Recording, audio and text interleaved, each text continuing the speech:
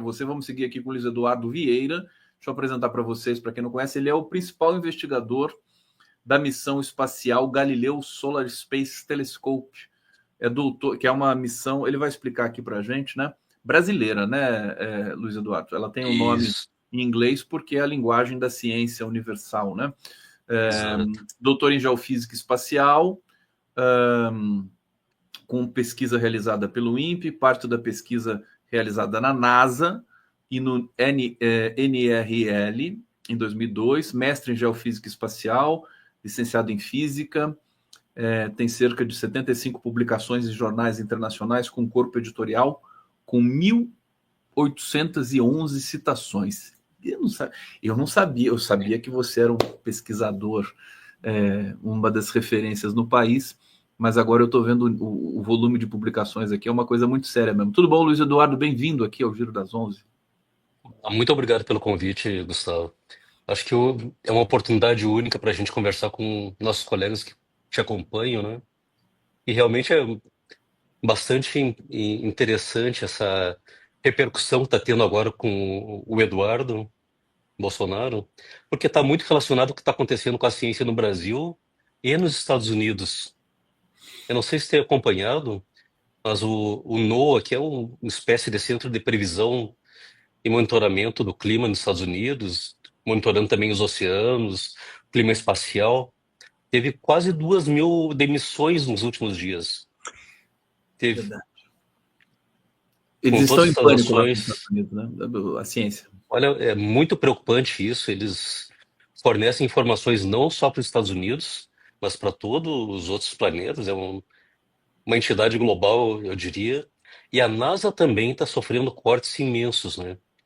Então, a gente tem conversado com colegas lá nos Estados Unidos, eles estão muito preocupados. Porque lá nos Estados Unidos, quando eles demitem alguém, eles não têm um aviso prévio, né? É na próxima hora a pessoa é demitida e tem que sair do ambiente de trabalho e procurar outra maneira Não de recebe sobreviver. indenização trabalhista?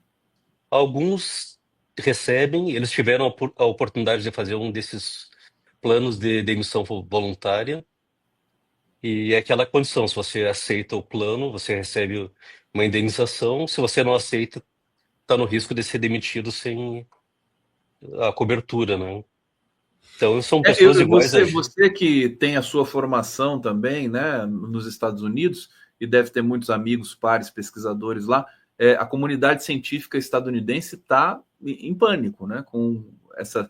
Existe, inclusive, censura, né, eles são Sim. cooptados, né, são forçados a silenciar também. Teve um momento agora, no mês anterior, em que eles realmente foram bloqueados de comunicar com colegas do exterior. Agora já liberou um pouco mais, né? Então relaxou um pouco mais essa questão, mas realmente, olha, a gente tem conversado com os colegas e é preocupante, porque muita pesquisa é desenvolvida lá, né? A gente se vale também de utilizar dados produzidos por eles e da colaboração direta com. Afeta a ciência brasileira, É. totalmente. Eu Que não sei já se não você está sabe. muito bem das pernas, né? Então, é outro problema também, né? Nós temos um acordo com a NASA para heliofísica e ciências planetárias. E esse acordo está expirando agora. E uma das nossas preocupações, depois de 10 anos colaborando com eles, é que esse acordo não seja renovado, né? É uma maneira de trocar estudantes, de nos mantermos atualizados, de termos acesso aos dados de primeira linha, né? Para os colegas Perfeitamente. que não estão nos acompanhando, Gustavo, nós estamos, então, como tu mencionaste, desenvolvendo uma missão brasileira, que é o Telescópio Espacial Galileu, que é para observar o Sol, né? E é uma missão justamente complementar a todo esse esforço que é feito tanto pelos colegas americanos, quanto da Europa, quanto da Ásia, incluindo Japão, China, Índia. Então é um esforço global para entender como que o nosso planeta funciona dentro da atmosfera do Sol, né? Luiz Eduardo, querido, eu vou até fazer uma brincadeira, que eu tô com o meu gorro amarelo hoje, em homenagem a você, ao sol. Eu tô de sol hoje aqui, Então, tá. aqui na nossa conferência, porque o Luiz Eduardo é o maior especialista, eu acho que não é abusível dizer isso, o maior especialista em sol do Brasil, né? Se Eu alguém não quer falar gosto de muito de sol, dizer isso, Gustavo. É Eu só sei que mais você um não vai gostar, você é de mais um, tantos, né? mas você lidera o programa mais importante de investigação do Sol, né? Eu Isso, queria isso. tirar algumas dúvidas científicas e peço até para a comunidade aqui, se vocês tiverem alguma dúvida, curiosidade Sim, sim. sobre o Sol, sobre a investigação e tudo mais, aproveita o momento que a gente está aqui com uma autoridade nesse assunto. Você tem lidado com os dados do clima no mundo, por exemplo, aquecimento dos oceanos, que é um dado que tem deixado os pesquisadores também surpreendidos. Parece que eles não esperavam que fosse aquecer tão rapidamente e que esse aquecimento, que é um pouco menos de 1 grau, um pouco mais, né, na banda de 1 grau Celsius, ele é suficiente para dizimar os recifes de corais no mundo, que Exato. regulam, inclusive também não sei se é plâncton, enfim, Isso. que mexe com o ecossistema marinho. Eu sei que não é especificamente da sua área, mas eu queria te ouvir um pouquinho, ver se você está buscando um pouco essas informações e traduzir um pouco para a gente o que está acontecendo. Então, eu tenho acompanhado diariamente a variabilidade da temperatura, como tu falaste. Hoje é o segundo valor maior da temperatura média para o nosso dia de hoje, equivalente no ano. Só comparado com o do ano passado, que foi altíssimo também. Isso tem efeitos enormes em todo o clima do planeta e nos ecossistemas. Então, o que está acontecendo, como a gente tem uma temperatura maior dos oceanos, existe mais evaporação. E essa água que evapora traz energia para a nossa atmosfera. Então, essa água eventualmente vai ter que completar o seu ciclo e acaba provocando, então, alterações nos padrões climáticos, onde ela acaba, por exemplo, precipitando mais em determinadas regiões. Vocês devem ter acompanhado nos últimos dias, teve uma enchente enorme na Argentina. O ano passado teve as enchentes no Rio Grande do Sul, também teve enchentes na Santa Catarina. Por outro lado, essas alterações podem levar secas para outras regiões, então acaba nos afetando como um todo em termos de país, mas também em termos de espécie como um todo, né? Porque todo o nosso ambiente acaba funcionando no planeta Terra como um organismo só, né? Então, se um determinado sistema é afetado, todo o sistema é afetado. E isso a gente tem que realmente considerar o privilégio que a gente tem em estar vivendo num planeta habitável, né? E Planeta é real. Terra são muitas sutilezas, muitas coincidências cósmicas, enfim, que propiciaram a vida aqui, distância específica, milimétrica do Sol, para que a gente pudesse ter 4 estações. Eu me lembro daquele pesquisador brasileiro que se tornou um grande autor, conhecido, como é que é o nome dele? Dizendo que esse protocolo, esse sistema de 4 estações, que hoje já nem é mais tão assim, mas enfim, e da inclinação da Terra e tudo mais, é o que propicia a vida aqui, né? É, Exato. distanciamento, a temperatura e tudo mais, são muitas coincidências, muitas e muitas e muitas, né? Como é que é o nome dele? Publicava na Folha de São Paulo, tinha um artigo dominical, você deve lembrar dele. Será o. É recente? Ele é um divulgador científico brasileiro notório. O. Não, é o Salvador? Não, não, esse também é muito Nogueira? bom, né? O É, Salvador. Eu já vou pegar o nome dele aqui, eu sim. divulgo aqui. Tá Se alguém tranquilo. lembrar no bate-papo, por favor, fala pra gente. Tem alguns best-sellers É. publicados Esse, aqui no Brasil. é, Esses dias Eu, conversaste com o Nicoleles também, né? o O Nicoleles. Nicoleles chama atenção porque o nosso ambiente, a gente está imerso na atmosfera do Sol. E tem todo um ambiente eletromagnético. O nosso planeta tem um campo magnético e ele sempre chama atenção, inclusive no livro dele, que ele publicou recentemente, O a, romance, né? influen é, a influência desse ambiente eletromagnético para mais ou menos dar forma ao nosso funcionamento como organismo e até ao nosso funcionamento do cérebro, né? Então a gente está realmente imerso em todo esse ambiente e à medida que a gente Influenciando vai as afetando ele, baleias se movimentam com geolocalização por exato. magnetismo, né? Tem muitas Isso. pesquisas nesse sentido. Pássaros Luiz Eduardo, também. o pessoal está comentando aqui no bate-papo. Deixa eu trazer aqui o Antônio Marcos Donaton. Diogo Bolsonaro. Não, esse aqui eu já tinha lido. Obrigado, querido. O Diogo respondeu aqui. Sandra Lodge, a fuga das galinhas anunciada, brincando aqui com o Eduardo Bolsonaro. Marcelo Duarte, tchau, Dudu, menos uma rachadinha no Congresso. Rinaldo Tenório, enquanto isso, as golpistas condenadas foram presas, serão deportadas. Golpistas, elas fugiram para a Argentina, foram para os Estados Unidos e agora estão sendo deportadas para o Brasil. Elas estiveram lá no 8 de janeiro invadindo a Praça dos Três Poderes. Tal pai, tal filho, abandonado à própria sorte. Os golpistas, abandonando a própria sorte, os golpistas. Trajano Candelária, delação premiada para quem está acima, generais. Olavo Lins, Conde, o Giro das 11 hoje está simplesmente imperdível. Tá uma maravilha aqui, a gente fecha com chave de ouro, chave de sol, com clave de sol. Fechamos com clave de sol com o meu querido Luiz Eduardo. Beto Silva, eita, esse deve ser fã do Nando Reis e da Cássia Eller. Quando o segundo sol chegar... Essa é verdade, também sou fã mesmo. Roberto, Nereide Frederico Carrança, queria saber sobre as explosões solares que estão acontecendo, como elas intervêm na Terra. Essa pergunta, obrigado, Nereide, eu ia perguntar isso também para você, querido, porque nós temos o campo magnético do Sol, ele está se invertendo nesse momento, é isso que está acontecendo? Isso. Atualiza para a gente, por favor. Então, o Sol, ele é uma bolha, é um gás, né? Só que é um gás muito energético e ele passa a um outro estado da matéria, que é o estado de plasma. Então, o plasma, ao contrário do gás da nossa atmosfera, ele responde também ao campo magnético. Então, tem um processo bem legal, que é o dínamo solar, e ele varia a cada 11 anos, mais ou menos. Que é justamente quando a gente tem mais atividade, é quando tem o processo de inversão do campo magnético do Sol. Então, a cada 11 anos, o campo magnético do Sol se inverte. É como se fosse um ímã, né? E a gente girasse a direção dele, um pouco mais complicado do que isso, mas todo esse processo de inversão acaba liberando muita energia. E daí essa energia vem em forma de luz, que essas explosões que chama de flare solar. Você tem bolhas que são ejetadas da atmosfera, como se uma parte da atmosfera do Sol fosse liberada e ela pode vir em direção da Terra.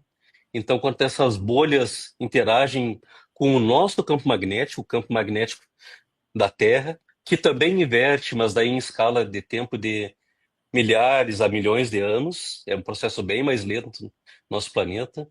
Mas quando essas bolhas que saem do Sol ou a energia eletromagnética interfere no nosso planeta, interage com o nosso campo magnético, também existe liberação de energia. E isso afeta muita coisa. Por exemplo, sinais que vão através dessa camada ionizada no topo da nossa atmosfera são afetados. Isso afeta, por exemplo, o GPS, afeta sinais de rádio. Existe um efeito direto nos satélites, com as partículas muito energéticas interagindo com os satélites. Existe a possibilidade de ter blackouts na energia. Por exemplo, já aconteceu o caso agora vou fazer uma piada, no 51º estado americano, no Canadá, aconteceu na região de Quebec um blackout causado justamente por uma dessas explosões solares. E, é claro, efeitos na nossa atmosfera como um todo, e no final também influenciando o nosso clima. Então, mesmo uma variação muito pequena da energia que sai do Sol, que é a luz, basicamente, que chega no topo da nossa atmosfera, é a principal fonte de energia no nosso planeta, se não praticamente a única. Isso aí é o que movimenta os oceanos, a nossa atmosfera. É a energia que, no final, também acaba alimentando o nosso sistema como sociedade. Ou seja, tudo que a gente fala em termos de energia, fora da energia nuclear, é a energia do Sol.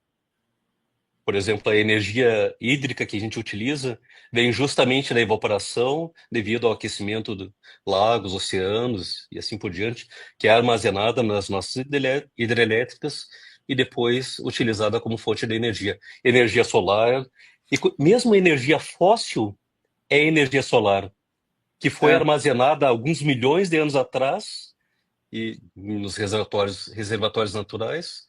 E é justamente isso que a gente trata aqui no INPE, nessa parte de clima espacial e heliofísica. Entender como isso funciona e como a gente pode melhor aproveitar essas fontes fantásticas de energia, né?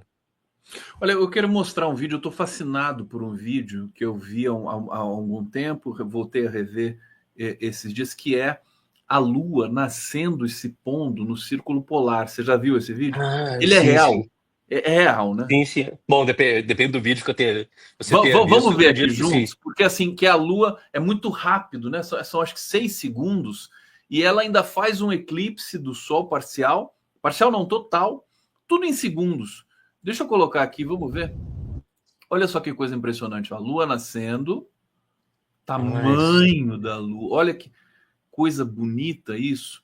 Aí ela, ó, olha que coisa. Ela vai, aí o eclipse, ah, e aí ela se põe. ela se põe novamente. Isso é uma É. imagem genuína, né? Me parece, né? Olha, eu acredito que sim, parece ser em alguma região desértica, né? É divisa do Canadá, Groenlândia e Rússia. Isso. É. É, é muito Aquela região é impressionante. fantástica, né? Né? É justamente nessa região que tem as auroras também, né?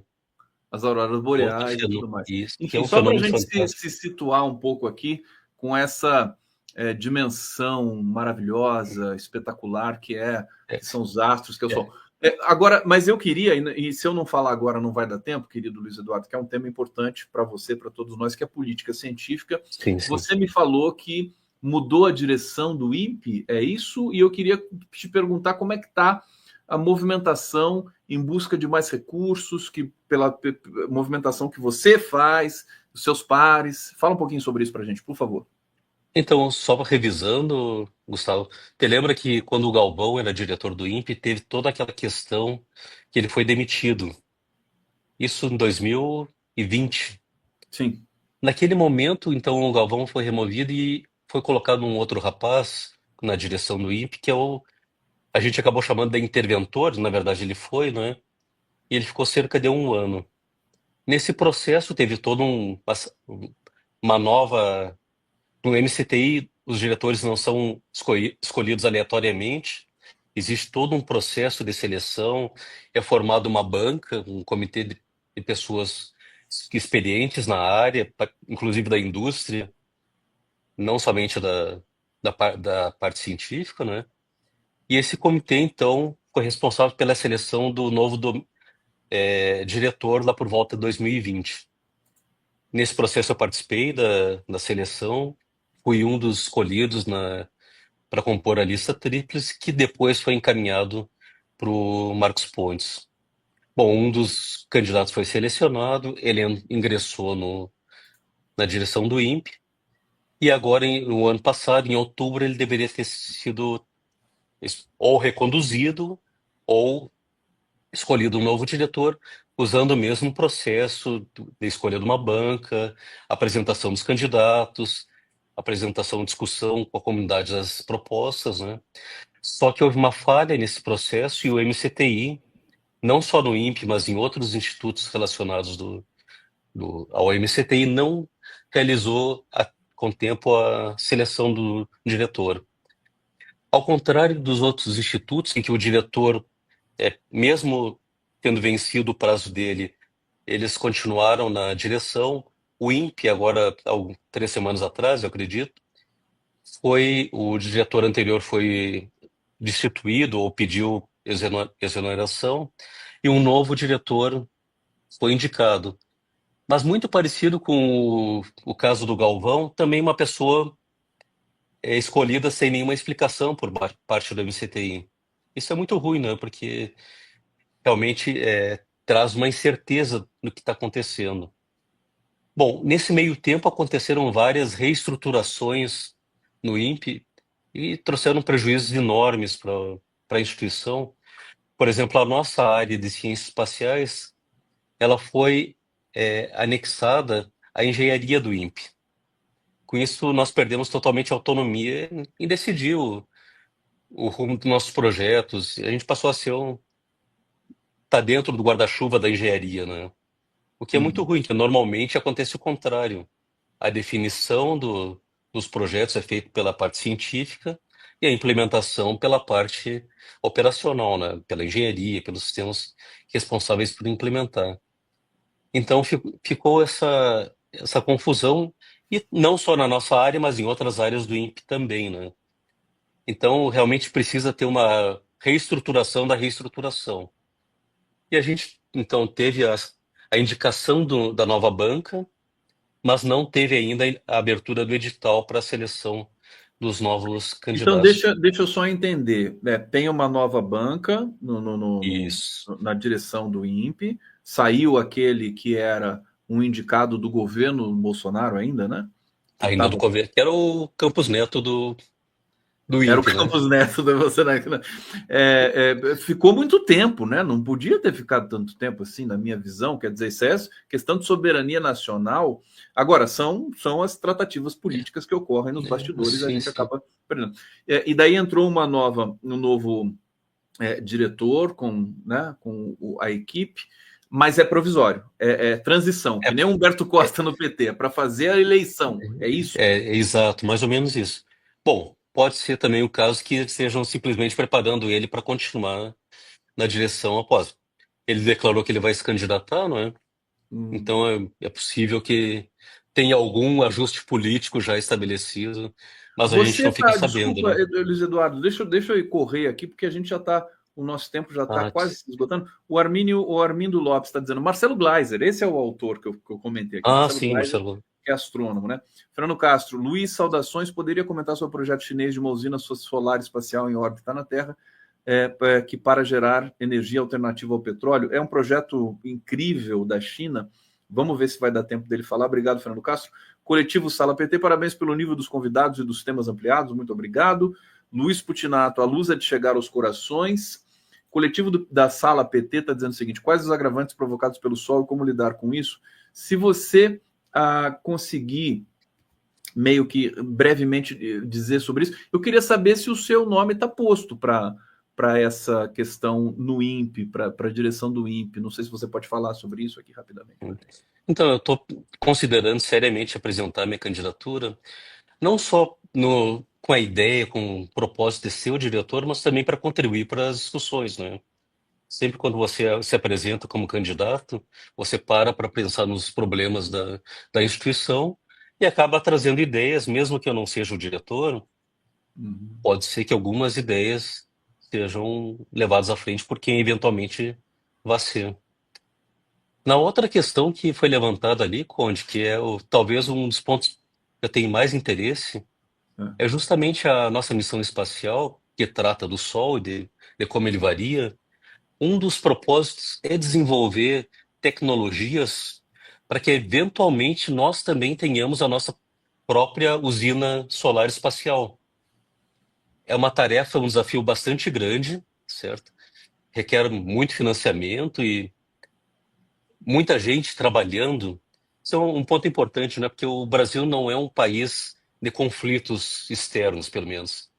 Isso reduz o nosso driver para ciência e tecnologia, o nosso forçante para ciência e tecnologia. Então, uma das maneiras seria justamente a gente trabalhar juntos como nação para propósitos, para os projetos grandes. E uma usina como o projeto chinês está sendo proposto é realmente um dos desafios que pode ser o projeto Manhattan do Brasil. Assim como para os chineses, nós também podemos desenvolver um trabalho parecido. E não por acaso, desde o início a gente já tinha essa ideia de desenvolver essas tecnologias, mas a partir de uma conversa contigo, Gustavo, a gente acabou levando a ideia de tentar ter suporte do Ministério das Minas e Energia. Então a gente está em tratativas para ter uma reunião agora em abril, primeiro com o secretário nacional de transição energética, justamente para apresentar o caminho que a gente pode desenvolver esse tipo de tecnologia para eventualmente ter uma usina espacial brasileira ou em colaboração com outra nação, por exemplo, a própria China, como mencionaste, né? Então, eu acho que realmente é uma oportunidade muito boa para a gente unir tanto os aspectos científicos quanto tecnológicos, em termos de aproveitamento da energia solar, deu uma outra maneira em termos da nossa matriz energética, né? Olha, perfeito. Sempre que o Luiz Eduardo vem aqui, fica faltando um tempinho para a gente conversar um pouco É. mais, avançar em alguns temas, e eu já vou providenciar isso. Luiz Eduardo, é sempre um prazer. Você é uma figura adorável, doce, simpática. O pessoal aqui adora você, sempre trazendo também essa qualidade do comentário científico do Brasil. É o Luiz Eduardo Vieira, que é o principal investigador da missão espacial Galileu. Obrigado, querido. Muito obrigado mesmo. Bom, muito obrigado, Gustavo. Uma boa sorte para todos, para ti e para todos que estão nos acompanhando também. Agradeço Obrigado muito a a todos oportunidade. que nos acompanharam aqui no Giro das 11. Continuem com a gente, deem o like, não esqueçam de se inscreverem no canal, de também se tornarem membros. Amanhã, mais uma vez, estaremos aqui de volta, 11 horas em ponto. Obrigado, Luiz Eduardo. Até a próxima. Muito obrigado aí, pessoal.